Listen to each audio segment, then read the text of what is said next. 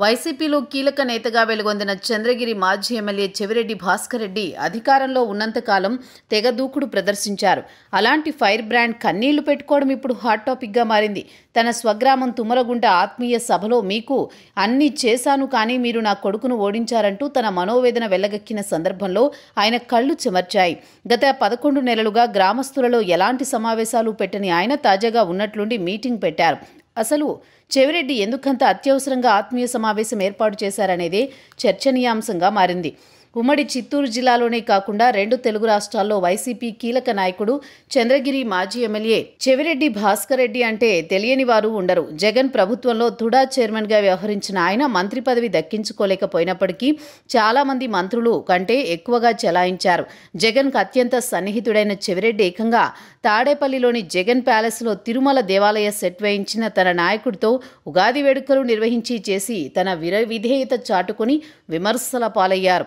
2014లో టీడీపీలోని అనైక్యతతో చంద్రగిరిలో సొంత సామాజిక వర్గం గల్లా అరుణకుమారిని వ్యతిరేకించడంతో చెవిరెడ్డి మొదటిసారి ఎమ్మెల్యేగా విజయం సాధించారు.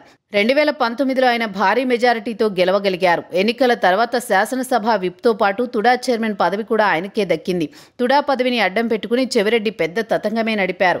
తన గ్రామ సమీపంలోని తుమ్మలగుంట చెరువును సగానికి పైగా పూడ్పించి తుడా నుంచి 60 కోట్లు పైగా ఖర్చు పెట్టి అత్యాధునిక వాకింగ్ ట్రాక్తో పాటు అనేక విధాలుగా అభివృద్ధి చేశారు. చెరువును పూడుస్తున్న చెవిరెడ్డి హవా చూస్తూ ఇరిగేషన్ శాఖ వారు నోరెత్తలేకపోయారంటారు.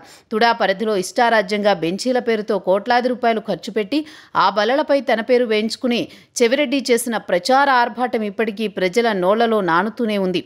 తుడా నిధులతో తుమ్మలగుంట చెరువులో ఏర్పాటు చేసిన పార్కుపై ఇప్పటికీ వివాదాలు నడుస్తున్నాయి.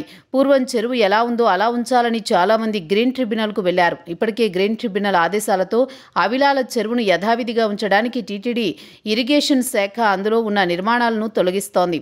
మొత్తం మీద సొంత ఆస్తి కోల్పోతున్నట్లు చెవిరెడ్డి తెగ ఇదైపోతున్నారని అందరూ సెటైర్లు విసురుతున్నారు. పక్కనున్న హాతీరాంజీ మఠం భూముల్లో గ్రామస్తులు కొంతమంది ఇళ్లు కట్టుకున్నప్పుడు వాటిని చెవిరెడ్డి కూల్చివేయించారు. ఇప్పుడు తన దాకా వచ్చేసరికి నొప్పి తెలుస్తోందని గ్రామస్తులు దెప్పిపొడుస్తున్నారు. మొత్తం మీద చెవిరెడ్డి కన్నీటి ఎపిసోడ్ ఇప్పుడు పెద్ద చర్చనీయాంశంగా మారింది.